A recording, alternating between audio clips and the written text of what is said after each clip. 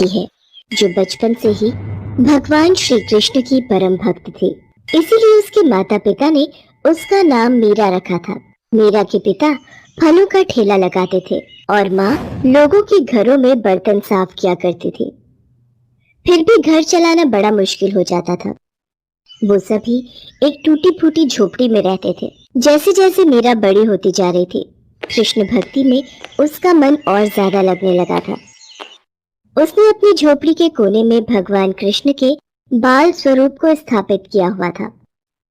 वो अपने बाल गोपाल का पूरा ख्याल रखा करती थी। एक रात बहुत तेज बारिश होने लगी। मीरा की झोपड़ी में छत से पानी टपकने लगा और झोपड़ी में पानी भरने लगा। मीरा की माँ घबरा गई और मीरा से बोली, मीरा, ओ मीरा, जल्दी उठ बेटा, बारिश का पानी अंदर आ रहा है बेटा। मीरा को आवाज लगाने के बाद लीला अपने पति को उठाती है। तीनों घबरा जाते हैं। मीरा उठते ही सीधे अपने बाल गोपाल की मूर्ति को उठा लेती है और अपने माता पिता के साथ बाहर चारपाई पर बैठ जाती है। वो तीनों बारिश के थमने का इंतजार कर रहे थे, लेकिन बारिश नहीं रुकती, बल्कि पहले से भी तेज हो जाती है। धीरे धीरे झोपड़ी में घुटने तक पानी भर गया और सारा सामान पानी में बहने लग गया। ये देखकर मीरा के पिता रामू ने अपनी पत्नी लीला से कहा, लीला, पानी बहुत भर गया है, बारिश भी थमती नहीं। दिख रहा है हमें यहाँ से निकलना होगा। लेकिन हम जाएंगे कहाँ इतनी रात में? घर का लगभग सारा सामान पानी में बह चुका था, लेकिन मीरा ने अपने बाल गोपाल को कसकर पकड़ रखा था। रामू किसी तरह लीला को लेकर झोपड़ी से बाहर आ गया। बाहर तेज बारिश हो रही थी। तभी मीरा ने अपने पिता से कहा, बाबा, पास में ही कृष्ण मंदिर है, चलिए हम वहीं चलते हैं। वहाँ ये पानी हमारा कुछ नहीं बिगाड़ पाएगा। बिल्कुल सही कहा बिटिया, अब कृष्ण कन्हैया ही हमें बचा सकते हैं। लीला, जल्दी चलाओ। तीनों बारिश में भीगते हुए मंदिर पहुँचते हैं। मंदिर थोड़ी ऊंचाई पर था, इसलिए वो वहाँ पर सुरक्षित थे, लेकिन उनकी झोपड़ी पूरी तरह से बर्बाद हो चुकी थी। ये देखकर तीनों की आंखों में आंसू आ जाते हैं। लीला रोते हुए कहती है, हे भगवान, ये क्या हो गया? अब हम कहाँ रहेंगे, कहाँ जाएंगे हम? माँ, तुम परेशान मत हो, तुम देखना, मेरे बाल गोपाल सब ठीक कर देंगे। तीनों पूरी रात मंदिर में ही गुजारते हैं। मीरा श्री कृष्ण की मूर्ति को हाथ जोड़े देखती रहती है। सुबह होते होते बारिश भी रुक जाती है और मंदिर के पुजारी मंदिर में आते हैं। वो रामू और उसके परिवार को वहाँ देखकर पूछते हैं, क्या हुआ बेटा, तुम लोग रात भर मंदिर में ही थे क्या? हाँ पुजारी जी, वो मेरी बेटी मीरा भगवान कृष्ण को बड़ा मानती है और कल उसने हमें इस मंदिर के बारे में बताया। मैं जानता हूँ उस बच्ची को, हर रोज यहाँ आती है अपने बाल गोपाल को लेकर। छोटी सी उम्र में इस बच्ची की भक्ति देखकर मैं तो दंग रह गया था। तुम बिल्कुल चिंता मत करो, भगवान की शरण में आए हो तो वो तुम्हारा भला जरूर करेंगे। तुम जब तक चाहो मंदिर में रह सकते हो। बहुत बहुत बहुत धन्यवाद पुजारी जी। उस दिन से रामू का परिवार कृष्ण मंदिर में ही रहने लगा। रामू और लीला ने वापस किसी तरह अपना काम शुरू किया और मीरा पूरा दिन मंदिर में काम करने में लगी रहती। वो बहुत खुश थी। उसे पूरे दिन भगवान श्री कृष्ण के पास रहने का मौका जो मिल गया था। वो बड़े ध्यान से पुजारी जी को भगवान श्री कृष्ण का श्रृंगार करते देखती और ठीक वैसे ही अपने बाल गोपाल को सजा देती है। वो बाल गोपाल की मूरत से दिन भर बातें करती रहती थी। वो एक छोटे बच्चे की तरह उनका ख्याल रखती थी। धीरे धीरे वक्त बीतता गया। रामू ने फलों की दुकान खोली।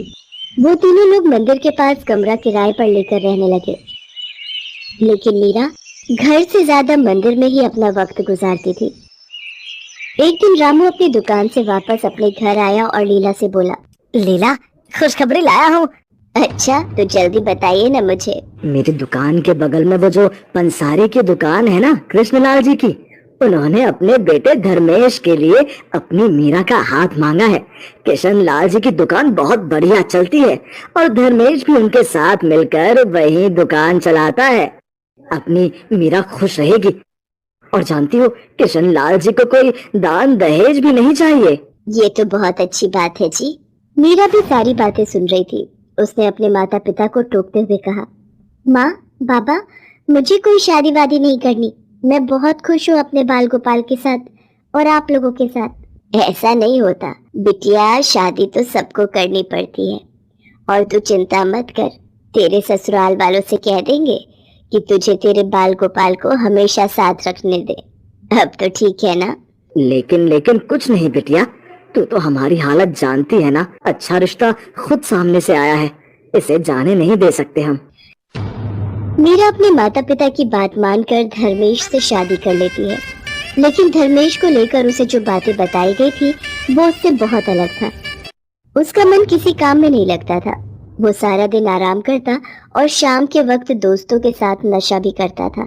मीरा के ससुर किशनलाल ने धर्मेश के बारे में झूठ बोला था। पहले तो किशनलाल घर का खर्च उठाते थे, लेकिन लंबी बीमारी से लड़ते हुए कुछ ही साल बाद वो चल बसे। धर्मेश की आंखें तब भी नहीं खुली। किशनलाल की दुकान भी बंद हो गई। मीरा की सास का देहांत बहुत पहले ही हो गया था। ऐसे में धर्मेश और अपना पेट भरने के लिए मीरा ने लोगों के घरों में काम करना शुरू कर दिया। इन सब की वजह से मीरा अपने बाल गोपाल के साथ ज्यादा वक्त नहीं बिता पाई थी, जिसका उसको बहुत दुख होता था।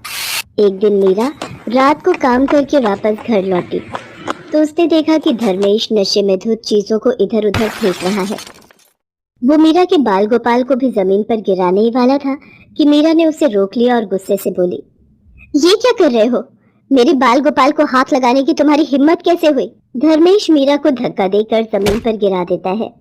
तेरी हिम्मत कैसे हुई मेरे सामने ऊंची आवाज में बात करने की? जो दारू की बोतल लेकर आया था वो कहाँ है? मुझे दे जल्दी से, नहीं तो मैं तुझे घर से बाहर निकाल दूंगा अभी। मीरा उसे शराब की बोतल लेकर देती है और फिर रोती हुई अपने बाल गोपाल से कहती है, मुझे माफ कर दो कान्हा जी, अब से आप हमेशा मेरे साथ ही रहोगे। मैं आपको कभी अकेला छोड़कर नहीं जाऊंगी। धर्मेश का बर्ताव और स्वास्थ्य दिन पर दिन खराब होता जा रहा था। उधर मीरा अब माँ बनने वाली थी, लेकिन फिर भी धर्मेश में कोई बदलाव नहीं आया। कुछ कमाकर घर लाना तो दूर, वो मीरा की कमाई भी उससे छीन लेता था और उन पैसों से नशा करता था। मीरा के माता पिता भी अब इस दुनिया में नहीं थे।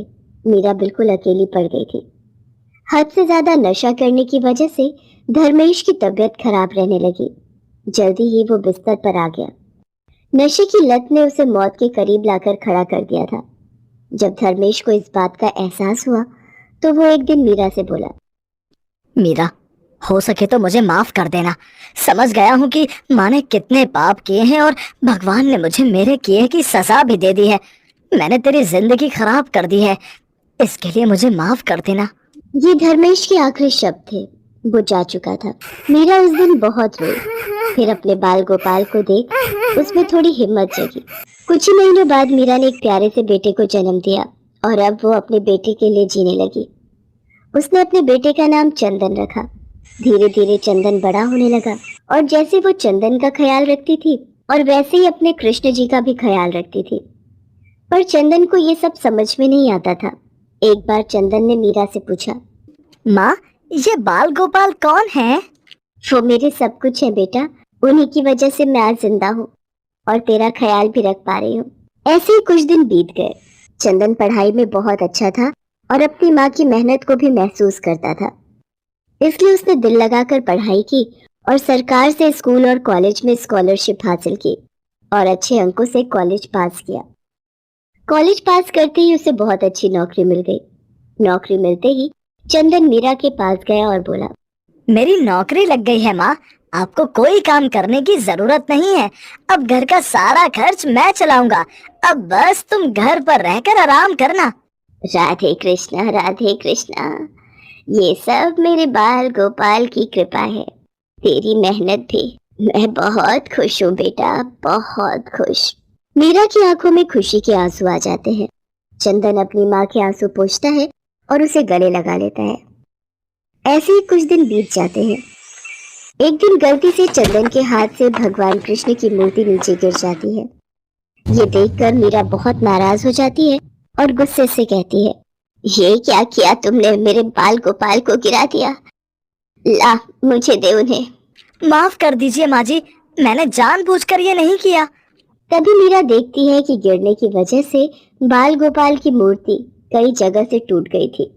अब वो घबरा जाती है और कहती है, चंदन अभी जाकर डॉक्टर को बुला कर ले आ। चंदन अपनी माँ की आदत जानता था, इसी वजह से वो डॉक्टर को बुला लाया। चंदन पहले से ही डॉक्टर को सब कुछ समझा कर लाया था।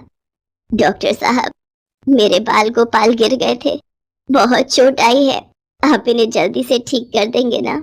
डॉक्टर चंदन की तरफ देखता है और चंदन का इशारा देखकर वो बाल गोपाल की मरहम पट्टी करने का दिखावा करता है। फिर उन्हें मीरा को देते हुए कहते हैं, लीजिए माँ जी, ये ठीक हो गए। अभी कैसे? इतनी ऊपर से गिरे हैं मेरे बाल गोपाल। तुमने क्या ये आला शक्ल देखने के लिए लगा रखा है? इसे लगाकर मेरे बाल गोपाल की जांच कर लो कि सब ठीक है ना? डॉक्टर फिर चंदन की शक्ल देखता है, उसके इशारा करने पर फिर आला लगाकर जांच करने का दिखावा करता है। उसके बाद जो हुआ उसने डॉक्टर के होश ही उड़ा दिए। उसे बाल गोपाल की धड़कन सुनाई दे रही थी। उसने एक बार नहीं कई बार जांच की, पर हर बार उन्हें दिल की धड़कन की आवाज सुनाई दी। डॉक्टर के चेहरे का रंग ही उड़ गया। उसे ऐसा देख चंदन ने डॉक्टर से पूछा, क्या हुआ डॉक्टर साहब, तबीयत तो ठीक है? डॉक्टर आला देकर चंदन को भगवान बाल गोपाल की धड़कनों की आवाज सुनाता है। वो दोनों ही दंग रह जाते हैं। फिर मीरा उनसे आला छीन लेती है और कहती है, लाओ ये मुझे दो, पता नहीं क्या खेल कर रहे हो इतनी देर से। मीरा भी बाल गोपाल की धड़कन सुनती है, लेकिन चौंकती नहीं, बल्कि उसे अच्छा लग रहा था। ऐसा लग रहा था कि वो कई सालों से इन धड़कनों को सुनती आ रही है। उसके चेहरे पर संतोष था। वो बाल गोपाल को अपने माथे पर लगाती है